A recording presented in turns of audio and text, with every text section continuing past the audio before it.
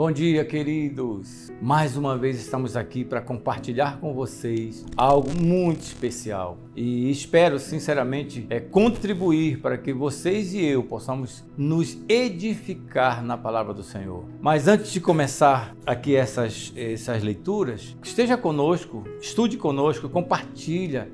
É muito bom a gente compartilhar coisas boas, compartilhar notícias novas, muito melhor do que compartilhar coisas que não edificam ninguém. Tá bom, querido? Compartilhe, contamos com você.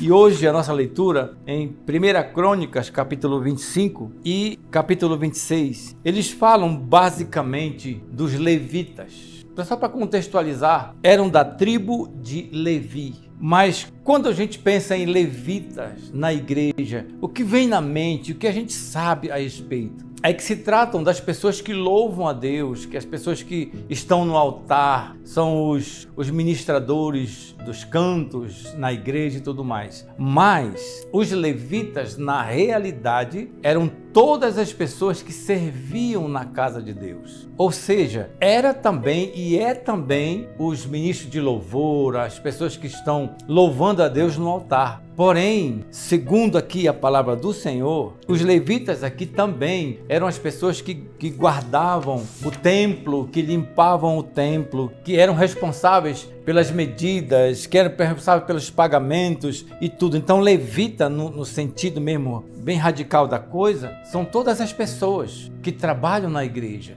Tipo assim, aqui para nós, você que é da Paz Church, por exemplo, o pessoal da mídia são levitas na casa do Senhor. O pessoal da atmosfera, todos são levitas na casa do Senhor. E é interessante porque eu estava pensando também que até a irmã que nos ajuda na limpeza do templo também é um levita. Então não é só as pessoas que louvam a Deus. Evidentemente que naquela época os levitas, eles se apresentavam de manhã e de tarde para louvar a Deus, para adorar ao Senhor, para orar ao Senhor. Mas numa amplitude maior, eram todas as pessoas que serviam na casa de Deus. Isso é a base de 1 Crônicas 25 e 26. Já quando você leva lá para Zacarias capítulo 11, e Zacarias capítulo 11, ele começa assim: Ó Líbano, abre as tuas portas para que o fogo possa consumir os teus cedros. Aqui não se trata desse país que faz fronteira com Israel não, queridos. Ele fala assim, ó Líbano, por quê? Porque naquela época as casas eram feitas de cedro, que é um tipo de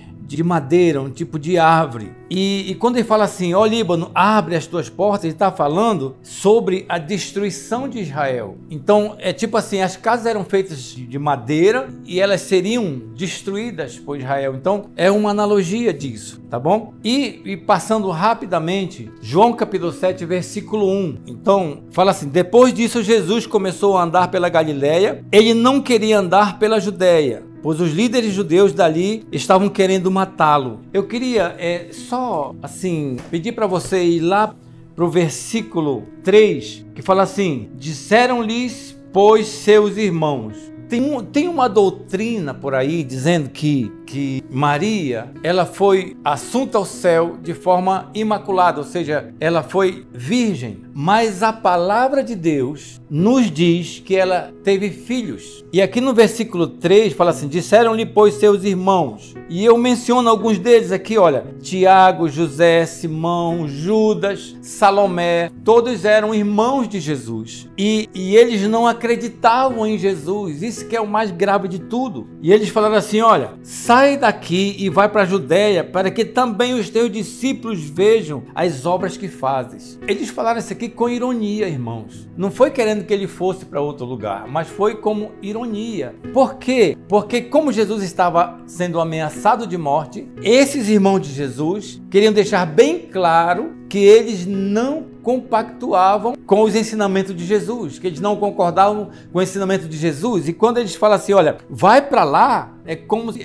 foi assim, como ironia, ou seja, não te esconde, porque aquele que se esconde não é conhecido. E lá no versículo 6 fala assim: disse-lhe, pois, Jesus, ainda não é chegado o meu tempo. Ou seja, ainda não é chegado a hora da crucificação. Isso veio acontecer, queridos, 6 meses depois dessas palavras de Jesus. Então, não foi assim, não foi de imediato. Depois disso tudo, passaram-se 6 meses, aí sim que Jesus foi crucificado. Agora imagina, eu fico imaginando na angústia de Jesus. E aí ele começa assim, olha, no versículo 4, porque não há ninguém que procure ser conhecido que faça alguma coisa em oculto. E versículo 5 fala assim, porque nem mesmo seus irmãos criam nele. É interessante como Jesus ficou angustiado aqui, queridos. Porque nós sabemos que todos nós queremos que nossa família seja salva, que nossos irmãos sejam salvos, irmãos de sangue, irmãos que são irmãos da igreja. Nós sabemos como nós queremos que todos sejam salvos. E Jesus estava aqui dizendo só a verdade, nem seus irmãos criam nele. E ele fala assim para os seus discípulos,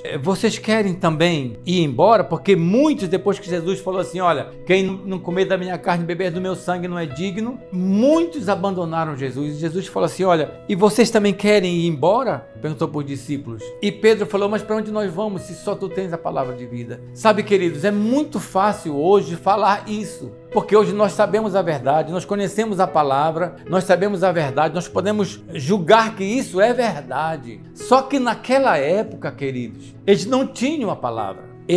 Jesus era a palavra, Jesus estava falando a eles, então era muito difícil acreditar que alguém que era filho do carpinteiro, que alguém que era filho de Maria, que alguém que eles viram nascer, que alguém que eles conheciam profundamente, trabalhando e crescendo, agora dizer que era filho de Deus e dizer que agora quem não comer da minha carne e beber do meu sangue não é digno. Sabe, queridos, é muito importante. Aqui fala um trecho que, se eu não estou enganado, bem aqui, que Jesus fala que o Espírito de Deus, no versículo 6, o Espírito de Deus é quem dá a vida, mas o ser humano não pode fazer isso. As palavras que eu lhes disse são Espírito e vida, mas mesmo assim, alguns de vocês não creem. É muito interessante isso aqui, sabe por quê, queridos? Porque muitos de nós, muitas vezes, nós queremos fazer o trabalho do Espírito Santo. Quando nós queremos convencer alguém a receber Jesus como Senhor da sua vida, nós queremos convencê-lo. E esse é um trabalho do Espírito Santo. Convencer as pessoas do pecado, da justiça,